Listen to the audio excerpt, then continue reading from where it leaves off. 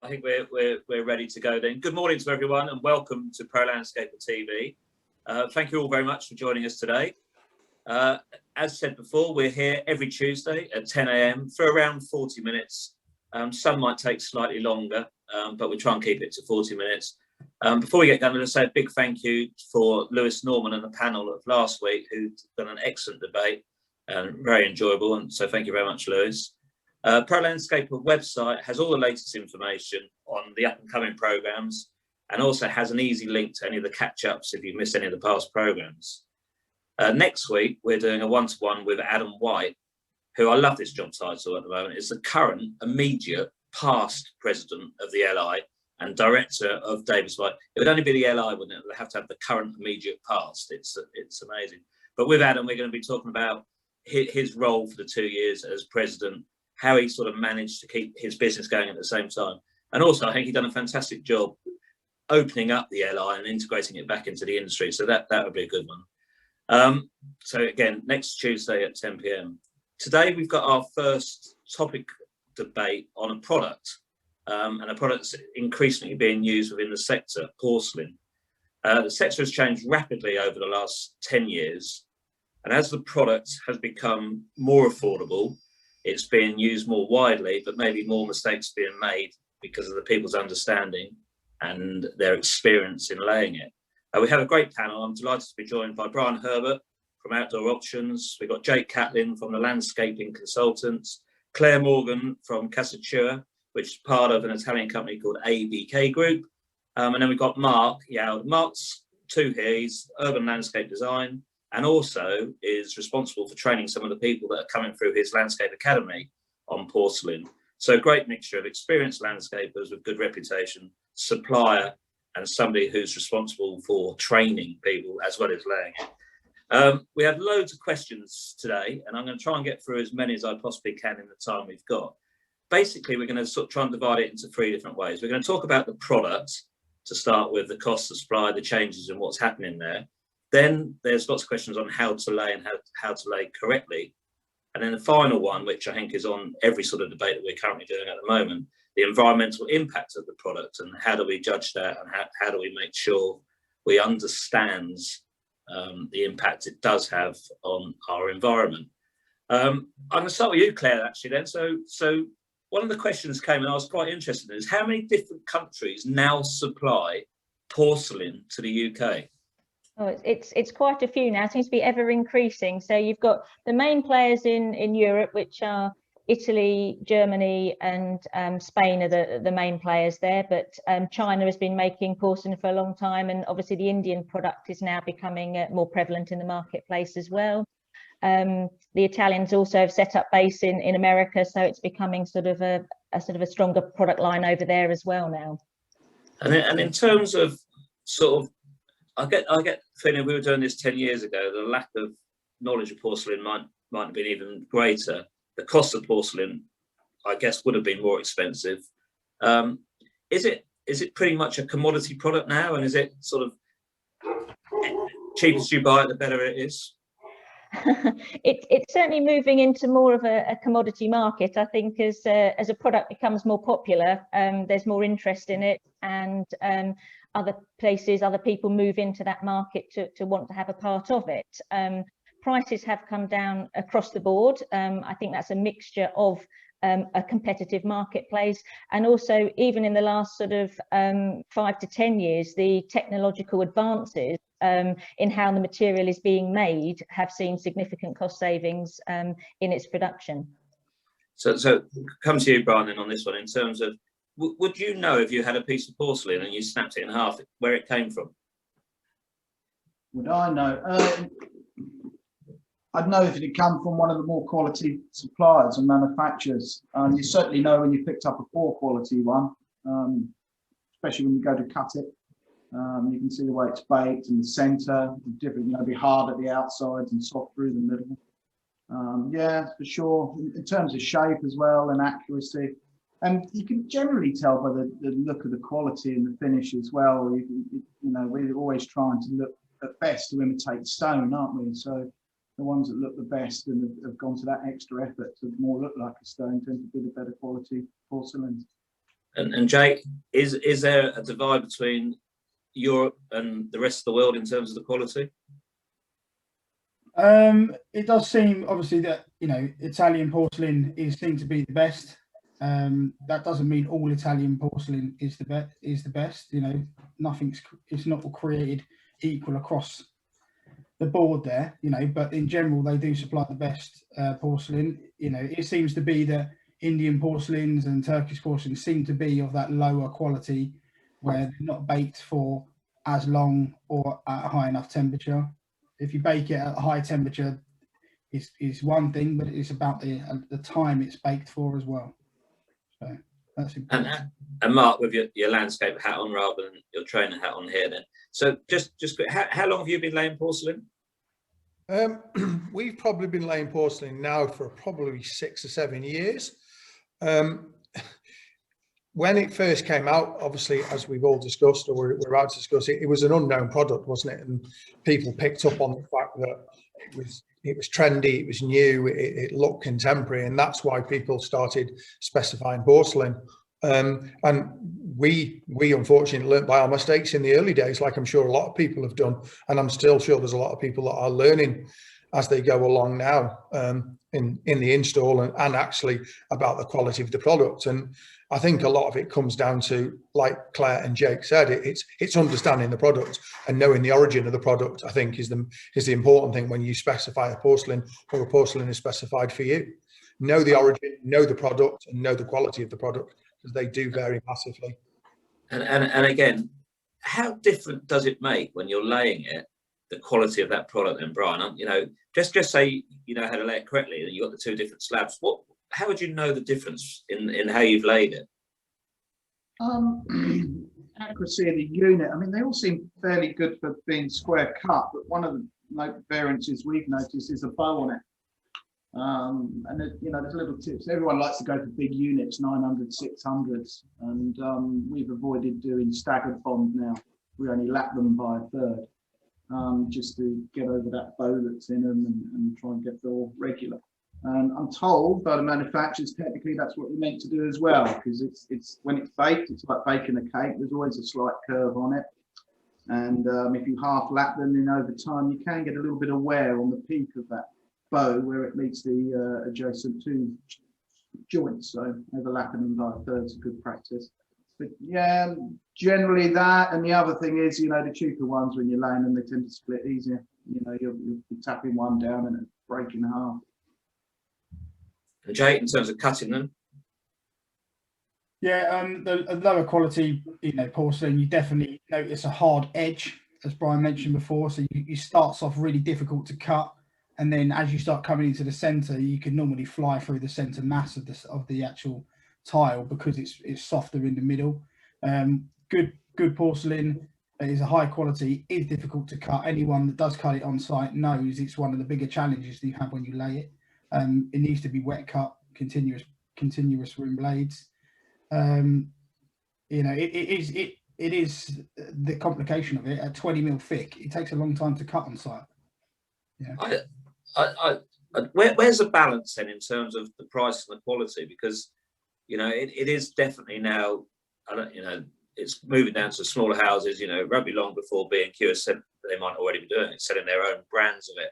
Where's the balance between the price and the quality? What about this one for you then, Claire, in terms of, you know, will Italians ever make or will you ever make an inferior product to start matching the price? Or are you saying that's where you are and that's what the price is going to be? Where's the sort of balance between the two?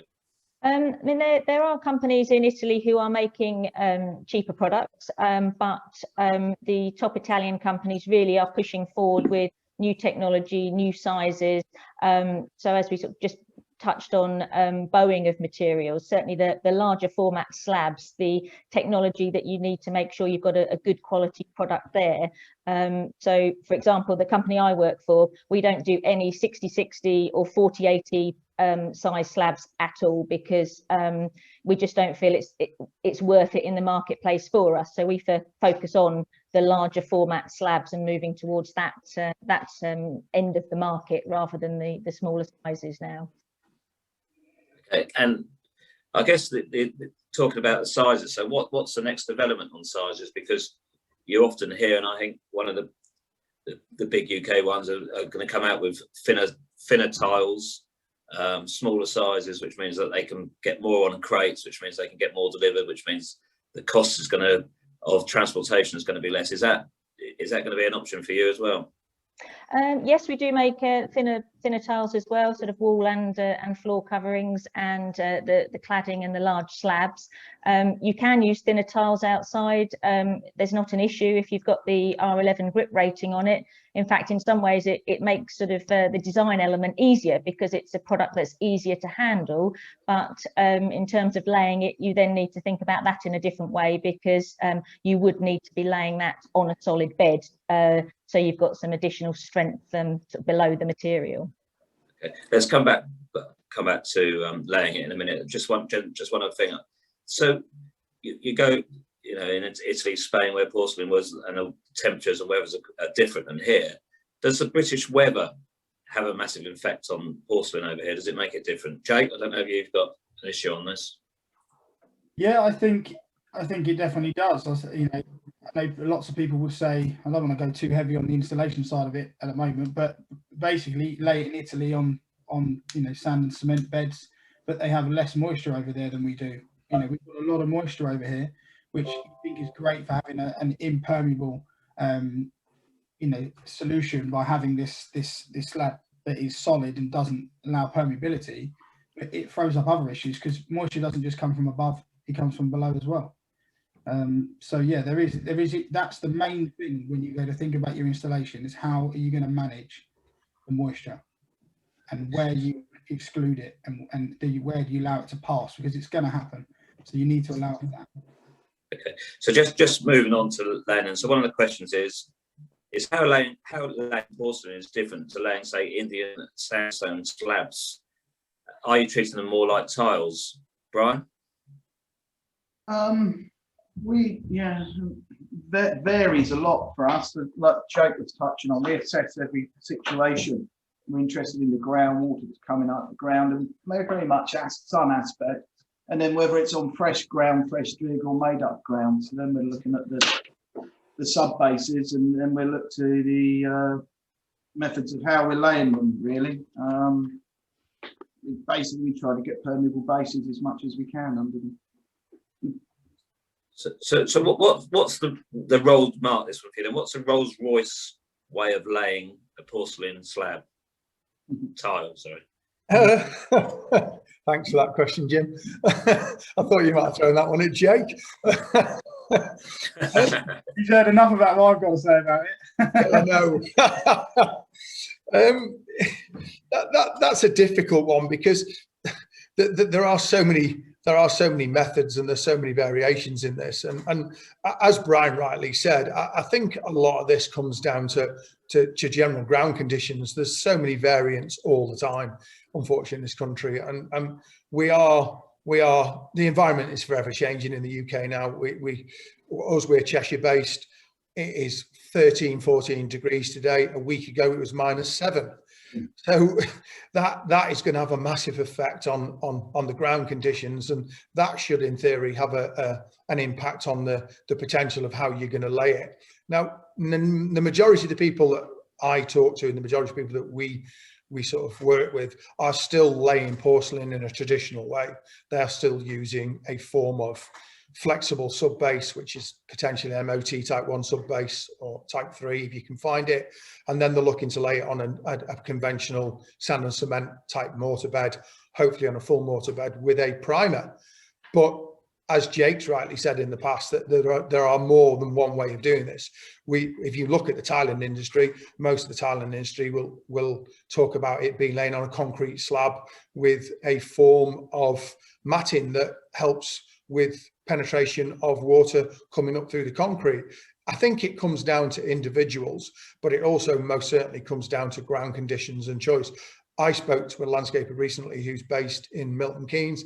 They've had quite a few issues on their jobs where they've laid them traditionally, and because they're clay based, they've had now heave because of the variant movement in ground with the summer and the winter and the absorption of water. And they've actually had to take patios up that they've done and now lay them with concrete pads. and then go back to more of a tiling install to give a guarantee, because the other ways has actually failed due to ground conditions. So I think it comes down to the ground conditions first and understanding them before you make a specification to what's required.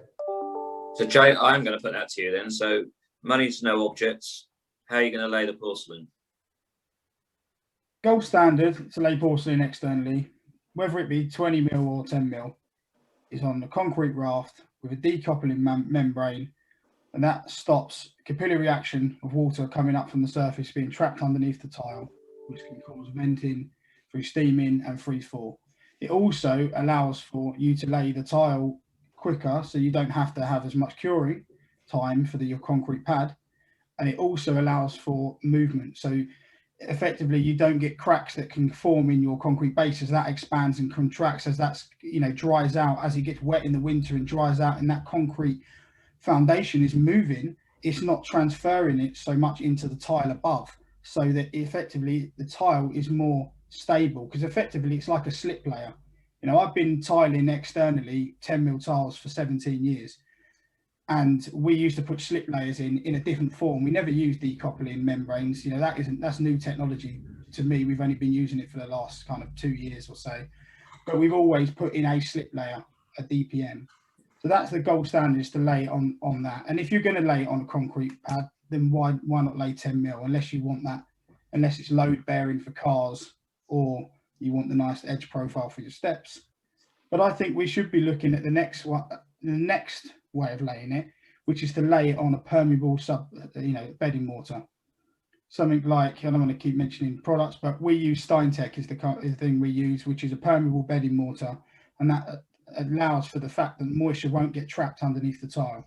So moisture doesn't come up through capillary action. If it gets wet through cracks in the jointing, which always happens, moisture can pass through and it can percolate and permeate away from the underneath of the tile. The crucial thing is you need to keep the moisture away from the underneath of the tile. Brian, have you got anything to add on that? Yeah, I mean, I've been doing much the same as, you know, Mark and Jake there, and going for the belt and braces approaches, but there becomes an affordability point to it. You know, you've got to get it signed off and affordable, and I've had trouble with that a little bit of late. But the one that threw me the most was a hook house project, where you've got a, you know, affluent client with good ecological considerations for the choice of houses made in the first place. We had a large porcelain terrace, and we looked at various ways, and I wanted to do a concrete base because it over half-lapped an excavation. And in the end, he wouldn't go for it for the amount of concrete that was in the ground, even though it was only a raft and the amount of cement-based products. And they're putting in a flexible brick system in the end. And then it got me back to, well, we need some alternative systems that, all right, you're going to give a bit of a health warning with, look, please, every 3 years, mend your grout that's cracked and just have a look at it like you would anything else in the garden, give it a bit of maintenance. And accept there might be a little bit of flex, but it's got to be affordable and it's got to be green. But personally, we've been using grit systems with polymer modified cement. You could put a hose on it and water goes through it. We put that in about 40 mil thick with adhesive on the back. Now, we've been doing that over some concrete bases when we've had budget as well. So it's really belt and braces approach. And in that way, if you're screeding and laying on thin adhesive, if you're paving around a pool and you get that classic, you know, you've got to get a double fall to meet and get a bit of a bow on the paving, you can achieve things like that. As with thin adhesive, you've got to start, you know, putting angled lines across your paving, and designers don't like it because it tends to interfere with the pattern a bit. So we've been looking for, you know, a fits-all solution. So we've been going for this grit system. I must admit, the lads aren't that fond of it. It's not that nice to work with when you're tapping down, and it seems to be slower as well, but it is robust. You know, we've done tests and taken them up, and it sticks, and it is robust, and the water's not trying to capillary and draw up through it when it's hot days, after, you know, just after it's rained. So that's worked well. But I am keen, there are some, you know, I'm keen to try this Bugabella system that London Stone are using as well, and get back to sands and do tests with that. Nicer to work with products, but they're also porous. So I'm keen to trial some other ways of doing it, that means we don't have to put all this reinforced concrete in. But but again, very situation dependent. Very, you know, if it's a nice fresh dig and south-facing and no ground water table issues, then that would suit. Other times you've just got to go, actually, I've got a controlled ground shrinkage here, and it's all got to move as one. And different structural approaches. Well, what about pedestals? I'm just going to pull my blind down. Excuse me a minute. I was just going to say, Jim, quickly, just to lead off what Brian was saying, I think, you know, permeable bedding mortars are not only fantastic for obviously stopping that moisture, because the open matrix, the less fines in there, you actually need less binder. So being a cement, so basically you don't have to put as much cement with it to actually bind it, because it's less fine. So actually you're going to have a reduced amount of CO2 for using, you know, bedding mortars like that for that reason, because you need, you know, less cement to actually form the mix, which is great. So it works in two ways. It's going to be better for the, you know, the moisture and capillary actions underneath this, but it's also got, you know, potentially an environmental benefit over concrete or even other bedding mortars, you know, because if you're laying it on sharp sand, it's got a heavy amount of fines in it. You've got to put a good amount of binder in there to be able to make it form. Whereas the grit systems, they have their own kind of structure through friction, for the angularness, you know, the size and the angular nation, you know, element of the stone as it is, and adding the binder just increases that. So there's something to look into. A couple of quick questions here, just to get answers. How deep does a concrete raft need to be? Brian, I think that's you. Do you know what? If I'm ever go and scratch my head and go, we could get away with 100 mil with some mesh, I go, what's the point for the sake of an extra couple of inches? We put 150 in the standard, okay, if it's on a raft. And Jake, I think there's one for you. What was the membrane you mentioned? There's lots of different types, but there's a decoupling membrane. We use one called Green Pro by Keracol that we use. So we use lots of their products. Keracol is a very good supplier. Okay. So Mark, what about pedestals then? Is that, because at one time it seemed to be what everyone was going to put porcelain on? Yeah, pedestals are not as popular as you'd think they would be. They tend to be used more on, let's say, roof terraces or something like that. We did one last year. We did a penthouse apartment for our business, and we had to put everything on pedestals because there was a membrane on the roof that was a waterproof membrane, and we couldn't lay over the membrane, and we had low point bearings to deal with as well. They can be used. They are quick and efficient. Obviously, if you had a consideration of an area that had a solid base existing and you then wanted to overlay over that, you could do. Obviously, a consideration needs to be in relation to DPC and where you are in relation to that on the house. But yeah, if you could get away with minimum pedestals, you can get them from about 35 mil upwards, up to, like, I think they've got to about 300 mil on the adjustable ones. So it's a quick way of doing it. There are the issues with the pedestals is that at the moment that you can't joint between them. So the slabs are held off on the pedestals at about 5 mil to allow for the water to penetrate through them. But there are systems now where you can buy rubberized gaskets that actually go in between to eliminate that point of where you can see through the side, see through the two gaps in the points of the paving. But if you don't have that system and you're allowing the water to run through, you've then also got to consider that the ground conditions underneath will either cope with the water that comes through the porcelain or through the gaps, or where the direction the water is going to go. And that's really, really important, especially in the climate conditions we've got at the moment, because of, especially with heavy frost like we've been having in certain parts of the country. I think most of us had a lot of heavy snow recently as well, which massively is going to affect ingress of water. I've never seen, over the last 2 months, I've never seen ground saturated as much as it is at the moment, not where we are anyway. So, but yeah, pedestals can work. So I've got a couple more questions before we move on to the environmental impact. Claire, just quickly for you then. So as a supplier, do you have a way of laying that you recommend?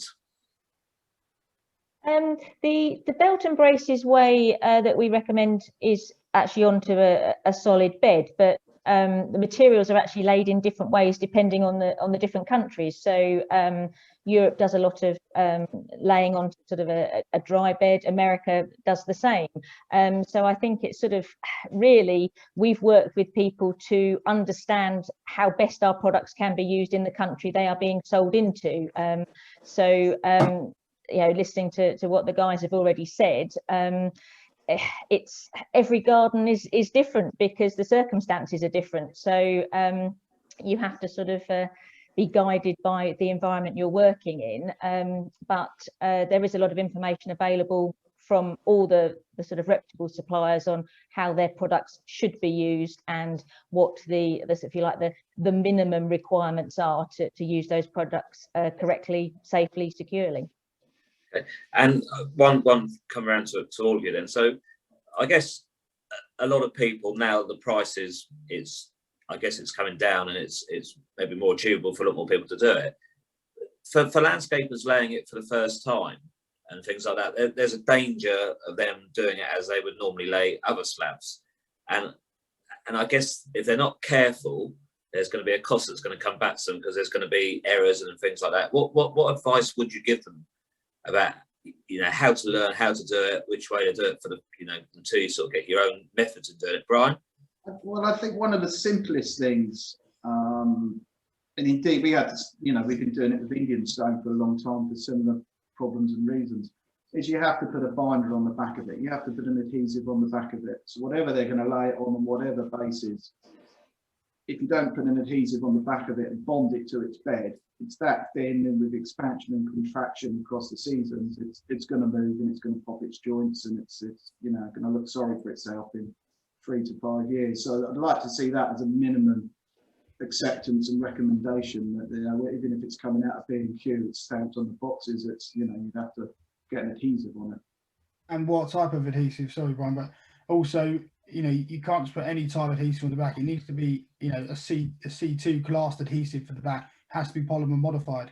If you put a normal C1 tile adhesive on the back of a porcelain tile and lay it, it will delaminate and you will come up with a clean tile and your adhesive will be stuck to your bed.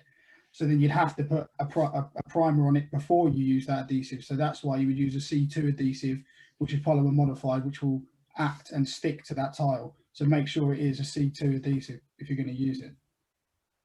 Your tips for new people? I could plug something here, Jim, but we'll come to that. We'll come to that. But was that Pro Landscaper, was it, or? Yeah, I think knowing the product is the important thing first, because the problem is as this product has come down in price to meet the market, it's become more, obviously it's become more apparent that more people can afford to do this, because when it first came in, it was a premium product, wasn't it? And now it's been bought in at various scales and levels of cost, so it's allowing it to be laid in more in sort of more average jobs, if we want to call it. And knowing the product is the important thing.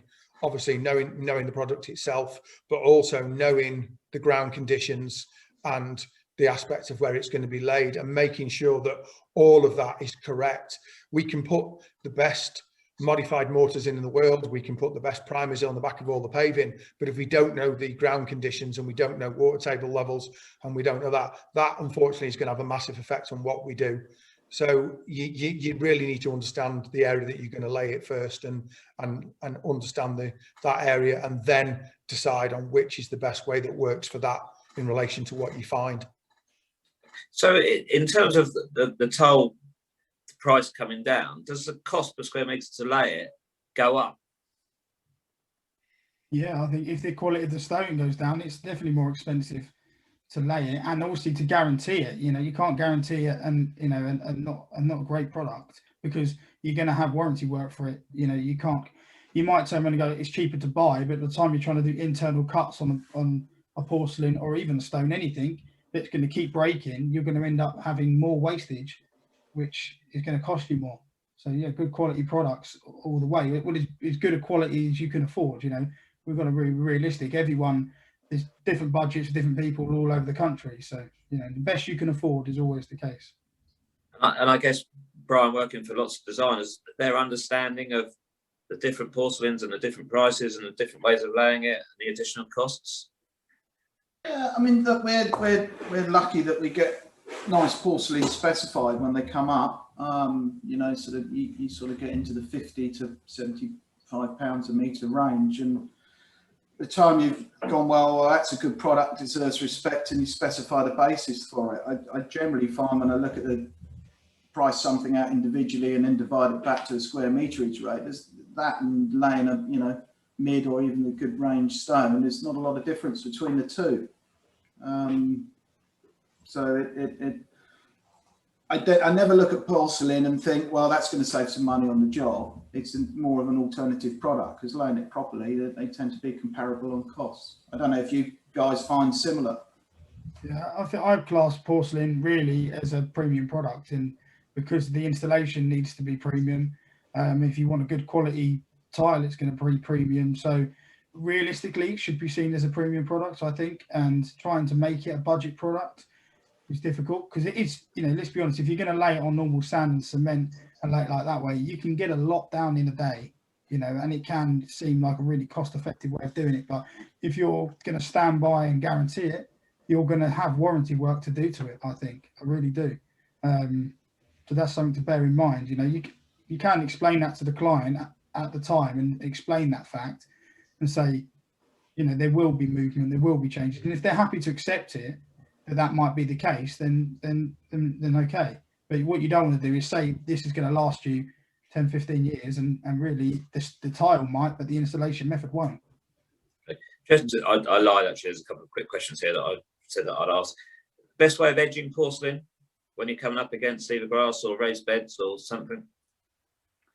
I do like a protective edge. I quite like, if we can, I'm not a fan of paving up to walls. I always like a bit of a structural disconnect, because they move at different rates, and a little nice decorative aggregate trim of 60 mil. And quite often, if we've got a lawn, we carry that round, a nice, maybe a timber edge or a metal edge that we raise up slightly and the grass slightly higher, but we just try and take the wear point off.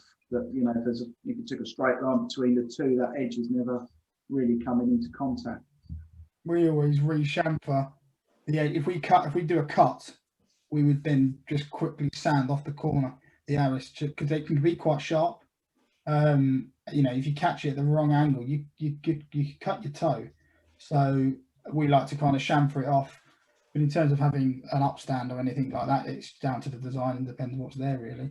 But in general, if we cut anything, it's the same if we cut a piece of wood. If we cut a piece of timber, we would always sand it. And we work that process when we cut stone, we effectively sand it. And we've kind of done that with porcelain. It's a little bit harder, but we do it anyway. It gives a nicer finish to it. Okay, last word on the laying then and things like that. So once it's laid, do you seal the tile? Oh, how long have you got? About 2 seconds, Brian. I try and avoid it at all costs. I avoid it for an ecological reason. I find the sealers break down with UV.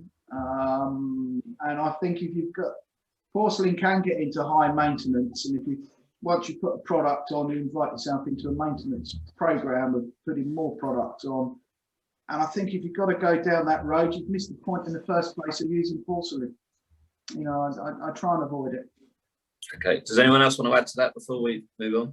Well, I agree with Brian. The only thing I would say is that people do think it's completely stain-proof porcelain, but light colour porcelains will get stained through leaves sitting on top, through the tannins running, stuff like that. So if you're going to use a lighter colour porcelain, keep the leaves off it, keep cleaning it regularly, because it isn't a miracle product. It can never get stained. It can, and tannins, especially from leaves, seem to stain it. Yeah, sorry, Jim, that comes down from product knowledge as well, and people not understanding the product. It's been told and sold to people that it is a product that is maintenance free. Nothing is maintenance free at all. General maintenance will be required. Mm-hmm. Okay, Martin, just so on your academy that you're taking people through, have you got set ways that you're training people in terms of laying porcelain? At this moment in time, we have two options. At this moment in time, we either look at the traditional way of doing it on a flexible bed, which is a flexible subbase with a sort of permeable bedding material, more traditional, if I'm honest, the more traditional way, or we are in the process of coming up with a new course where we are going to lay it more like a tile, but that on a concrete bed with a decoupling membrane, as Jake said. But that's just taking a little bit more working out, because there is quite a lot of legal requirements for that, for guarantees and stuff. So we're just working on that at the moment. But mainly it's the traditional way that most traditional people lay paving. But one of the priorities that we talk about, as Brian talked about before, is the fact of knowing the product, but also knowing the fact that things like a priming agent for the rear of the porcelain is a must. It's a must on all paving now, if I'm honest. We wouldn't use any paving materials anymore unless we put a primer on the back of every single one. It's just belt and braces for us. Okay. And we've got two of the Go Landscapes ambassadors here. So what's the colleges teaching? What's the colleges teaching people about teaching their students about porcelain at the moment? Nothing, if I'm honest. I don't think there is anything at the moment, because we're talking to a lot of colleges at the moment, if I'm honest, with the academy, and we're looking at different options of trying to help the students develop the courses like that, and that they're even talking about bringing students to the academy and us going down to colleges and giving a little bit of a talk and input on porcelain, that just the project itself and the basic install methods of it. Good. Okay, I'm gonna move on the environmental impact on the product. I always worry when I come onto these kind of subjects, because I think it really does show a lack of knowledge across the industry, but maybe not just in this industry, because, you know, if you ask somebody to say what is the environmental impact of a certain product, there's always, well, we don't know this, or we don't know that, or we don't know this. And I hate to give it to you, Claire, first, but is there any statistics or information about the environmental impact of porcelain? Yes, there are. I mean, coming at it from sort of the Italian manufacturers' side, the environmental impact of this industry, it's a significant industry for the country, and they've actually invested a lot of time and effort over the last sort of 30+ years in committing to how they produce their materials. It's always, I think, an open-ended question, how far back you're going to go into the sort of the environmental impact. If you ask a straightforward question about carbon emissions, you're mainly looking from that point of view at the emissions that you have caused by the electricity you've used to run your processes, and so that's the amount of electricity you've bought perhaps, and then how much you've used in your processes, and how much has then been used as a result of your product in the marketplace.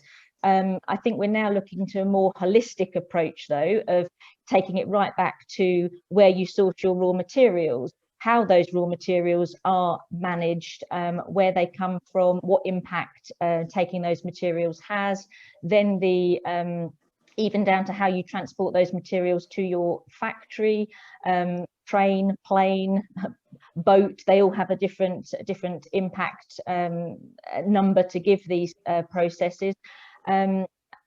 Down to how you produce the material, how much materials can be recycled within that process, putting in technology like heat exchangers, water recycling, and then the actual life cycle of your product, the longevity of it, how it can then be recycled, reused at the end of its life. So it's a very wide-ranging product sort of question to answer.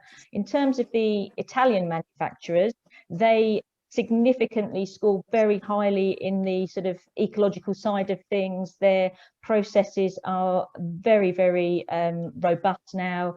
Raw materials are sourced locally, 100% water recycling in their processes. So they are good sort of environmentally friendly products, if you want to use that term, with a low carbon footprint, often scoring lower than a lot of products that you would compare them with, sort of wooden floorings, deckings and natural stone.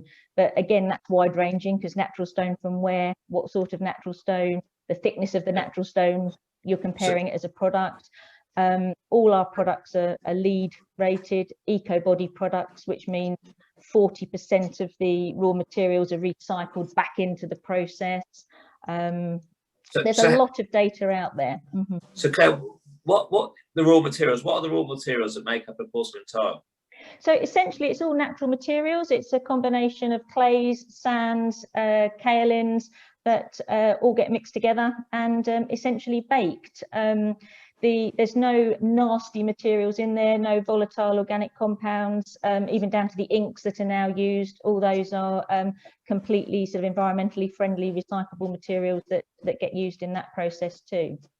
Okay, so I'm going to ask the landscapers on this. And so if you take up a patio of porcelain tiles, what do you do with the tiles? If they've gone past their sell by date and you don't use them, Brian, what would you do with them? Do you know, Jim, I've not had reason to take one up yet. I've not come across a job, though typically it's normally badly laid Indian sandstone that we get asked to replace, or it's a virgin site. I've not had to take up a porcelain terrace yet, but I guess you just put them in, muck away where they're going to be recycled, sifted out and crushed, and end up in 6F2 fill and that sort of stuff. So it would, have a circular end life somewhere. Because again, when we're talking in terms of the method in laying them, if there are lots of mistakes and they crack and they break, it is having a lot of waste. And if porcelain is a fashionable accessory and people change their minds quickly, there could be, a few years down the line, a lot of wastage that needs to be done. And I don't know, is there a recycle? Are they being recycled? Are the tiles being recycled? Not at the moment. I don't think it's widely recycled in that way. As I say, we haven't taken much up yet, but I think that's because porcelain has been in its boom for the last, started to come through really and widely used in the last couple of years. It's got a life cycle, which is, it's going to be 3 to 5 years until you start seeing, the wear and the change. So we're probably a couple of years away before everyone starts replacing everything again. But I think there probably will be a big uplift of taking it up and replacing it. But also the lower quality installation methods at a lower price point, maybe the clients don't necessarily see the degeneration that we would see. So maybe it does, if they're going to stay in their forever home, it probably would stay longer. But if they sold the property and someone else took it over, then they would probably want to replace it. And natural stone is it kind of is a bit more timeless, and you can kind of change the garden around it with changing the planting, whereas porcelain has very much got that contemporary look. I understand why wouldn't it be recycled? If it's made of all natural products, why couldn't it be recycled? I don't know. Being reused or actually. Well, either, Brian, rather than put onto a landfill, I'm thinking more than anything else. Juliet Sargent just raised a good point, asking if the adhesive could be cleaned off, and it struck my mind. All we're talking about is how well we need to stick it down. Well, we're going to stick it down that well. There's no way it can be reused. Yeah. In small shards, so it has to. I was curious listening to Claire whether in the manufacturing process, whether they had a lot of additives into what they bake, or whether it is just coming down to pure dust. Because if it's pure ground dust, it can be 100% recycled, or it could be reintroduced into other products. But I think that come up with the laying base and the concrete underneath. I wonder whether it could be crushed down and used as part of the base for new porcelain. It can do. I mean, the Italian manufacturers recycle all their waste back into sort of the production cycle, so they have no waste materials coming out of their factories. It can be repurposed into sort of crushed down to dust for sort of bricks and cement production.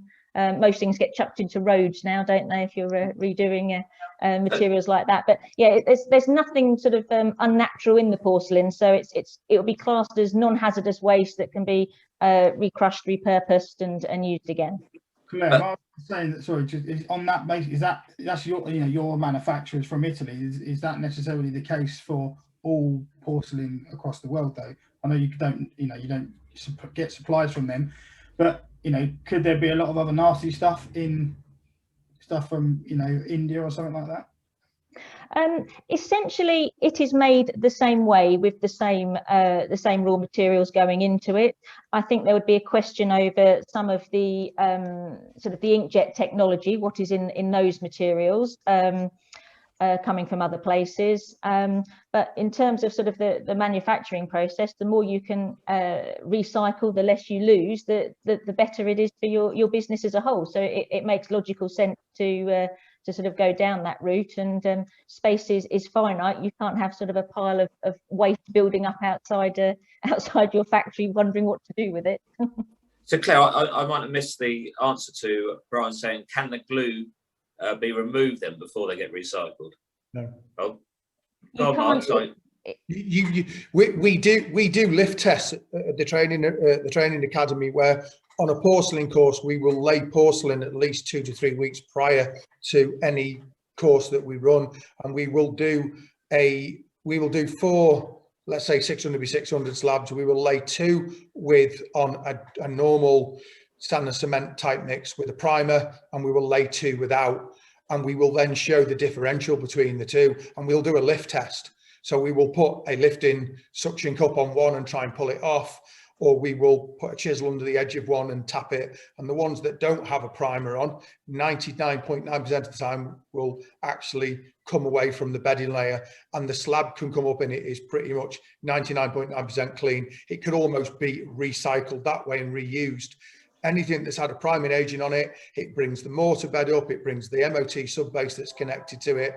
And what we've actually done is we've actually cut those into small sample sections now, and we use it part of our training, that we show the effects of the priming agent and the reason why. And we even try and chip it off with a bolster chisel and a hammer and show, and it'll break the tile before it'll come off. Going back to that decoupling layer or coupling layer, I'm not sure which it is, to be honest, Jake. We've not used it yet, but there is a thought, you know, if it ever came under building regs, more that the bases are put in properly to a spec that's permanent. Of course, with a debonding layer in there, then the top layers, in theory, could be lifted, recyclable, and the base is relayed. There's an ecological consideration there. I do think there's a bit of a humane consideration with porcelains, actually. If you're doing a terrace these days, especially if you're carrying through houses or down tight access, when the terrace wearing course turns up, there's a lot less pallets, it's a lot easier to pick up, there's a lot less wear and tear on the lads. You know, when you look on the knock-on carbon footprint going backwards from that on haulage and everything that's involved, it's far better from that point of view. Just we've got to wind up now, but I do just have one thing, and I'm not sure there's going to be an answer or straightforward answer. But with all the products that are now supplied in the landscaping sector, do you think the suppliers need to understand more about the carbon footprint that each of those products do, or do you think it should be regulated in a different way? Jake? I think it needs to be looked at as a whole. You need to know, the carbon footprint of the product itself. That's one thing, but I think it's also the installation method. There's a huge amount of carbon involved in the installation method, so it needs to be looked at as a whole and go, can I use this product with this installation method, and that will be better.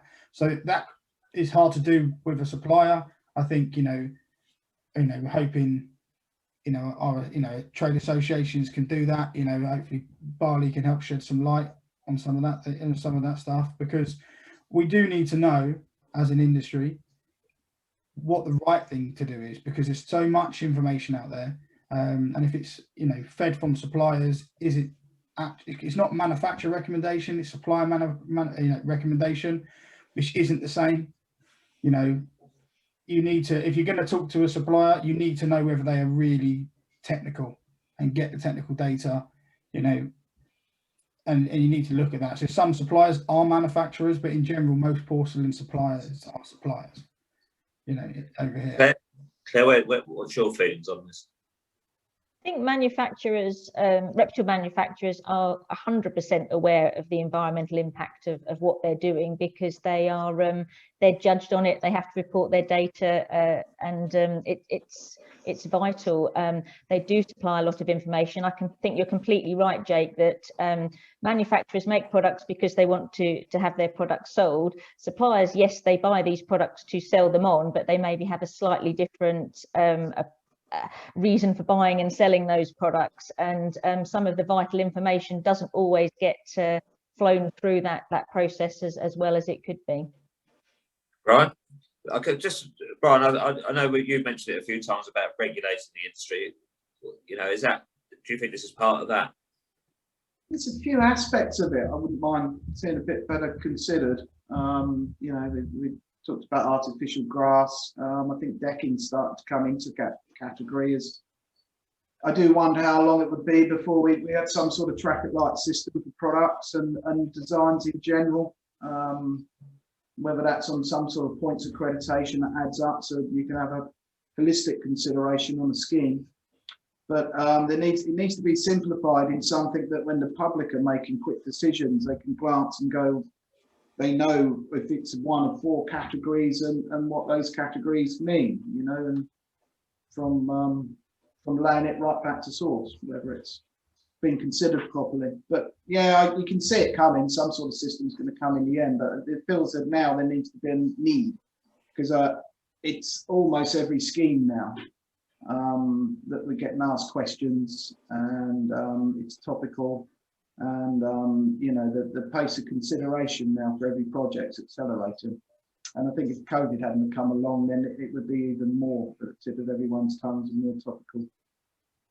I guess that's a good thing that it is being questioned and there's more demand for knowledge on it. Mark, your views? It's always a difficult one, because as Claire said, if you dig deep enough and you talk to, or you can find the information out from the manufacturers, all the information's there, but maybe that information doesn't get passed down to the supplier, because the supplier they have environmental policies, but they don't always know the product themselves, and they've got to make a margin, haven't they? At the end of the day, they've got to make profit to survive. So I think doing your own due diligence and understanding the products, if you're a designer or an installer, and actually finding out the product is good ethics for your business. It's something that we try and do in our business, and we try and do it in the academy as well. And we always try and find out the product and everything we can about the product, especially from a training perspective, because we need to tell the clients what porcelain is made of, because 99% of the time when we put clients through our courses, they don't know anything about the products that they're coming to be trained on, and the lack of knowledge is scary. It's absolutely scary. And these guys these people are potential contractors that are supposed to be good at what they do, or at least they want to learn. But from a point of view of perspective from Urban, we always try and understand the products that we're specifying, whether that's from the supplier or whether we can go further to the manufacturer. And I think that comes down to individuals and their thought process on it, but it's good practice. Okay, I'm going to wind it up there. First of all, thank you very much, panelists. I appreciate your time and experience and knowledge that you shared very much. There were quite a few questions that we didn't get around to answering, so we'll try and pull something together with the answers there and let everybody know. But again, thank you very much. Last plug, Pro Landscaper Business Awards closes next week. We now hope that everything being equal, the 25th of June, we'll have the go-ahead for a live event, which I know everybody's desperate for and hoping for. So please, if you enter in, make sure you get your entries in by the end of next week. Again, thank you all very much, and thank you very much for people that was watching. Absolute pleasure. Cheers. Thank you. Thank you. Bye. Well done, everyone. Thank you. Thank you.